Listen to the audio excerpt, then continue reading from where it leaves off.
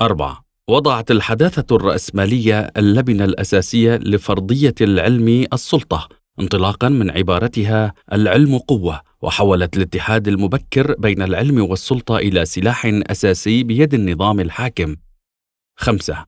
قامت الحداثة الرأسمالية بجعل الخرافات والعقائد الثبوتية المنحرفة البارزة كفاية في الدين والميتافيزيقيا، وسيلة لتحويل العلوم إلى دين جديد على غرار العلم الوضعي، وأسست دينها هي، وبسطت نفوذها باسم الصراع مع الدين والميتافيزيقيا. 6. جعلت الحداثة الرأسمالية من الليبرالية أيديولوجية رسمية لها، وحولتها إلى أداة مثالية في الوفاق من جهة، واستخدمتها كسلاح فتاك في إلحاق كافة الأيديولوجيات المعارضة بذاتها وصهرها في بوتقتها من جهة ثانية، وأصبحت كاليد الخفية، العقل الخفي، لتبسط نفوذ أقوى هيمنة أيديولوجية.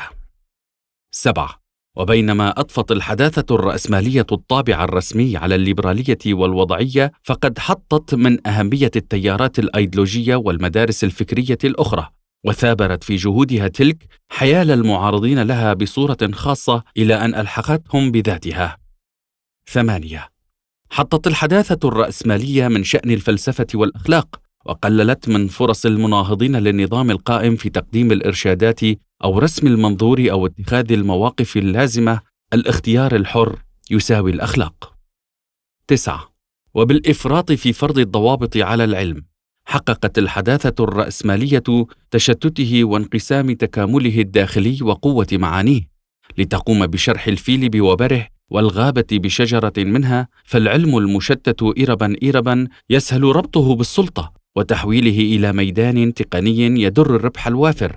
هكذا غدت الغاية الأولية من العلم والمعرفة كسب الربح الأكبر، لاكتشاف المعاني الأصيلة للحياة، وتم الانتقال من منهاج العلم الحكمة إلى منهاج العلم القوة المال، أي أن تحالف العلم السلطة رأس المال هو التحالف المقدس الجديد للحداثة. 10. وبالإضافة إلى المرأة التي اكتمل تأنيثها في ظل الحداثة الرأسمالية بتصيرها العبد الأرقى على يد حضارة المدينة الطبقية، فقد جرى خصي الرجل وتأنيثه أيضا بفضل المواطنة، لتحقق بذلك تبعية المجتمع برمته وتصيره حرمة. فحسب هتلر المجتمع كالزوجة الذليلة، إنه بالنسبة إلى الدولة القومية أشبه بحصان الركوب وبالعورة. 11.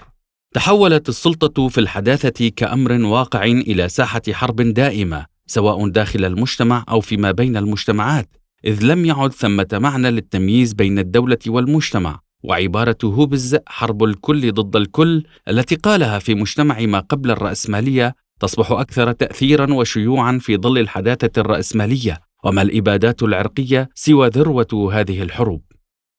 12.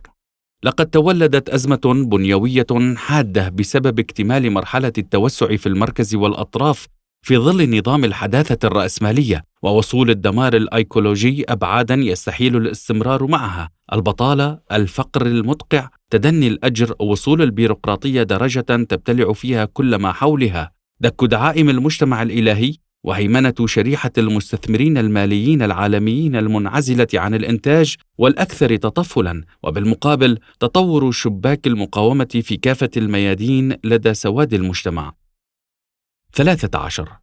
تحتوي مراحل الأزمات البنيوية التشابك والتداخل بين الانطلاقات الثورية والانطلاقات الثورية المضادة، وكذلك بين الانطلاقات الديمقراطية المفعمة بالحرية والانقلابات التوتاليتية والفاشية، ومن يقوم بتطوير أنماط الأسلوب والنظم العلمية بأكفأ الأشكال ليجعل منها أرضية أولية لنشاطاته العملية، هو الذي سيحالفه الحظ في إنشاء النظام المجتمعي الجديد.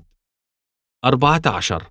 في معمعة الأزمات البنيوية والفوضى البينية تستطيع الحركات الديمقراطية الأيكولوجية والتحررية والمنادية بالمساواة العادلة عبر حملاتها الصغيرة والمؤثرة والمستمرة على فترات قصيرة متلاحقة أن تؤسس الكيانات القادرة على تحديد معالم المستقبل على المدى الطويل،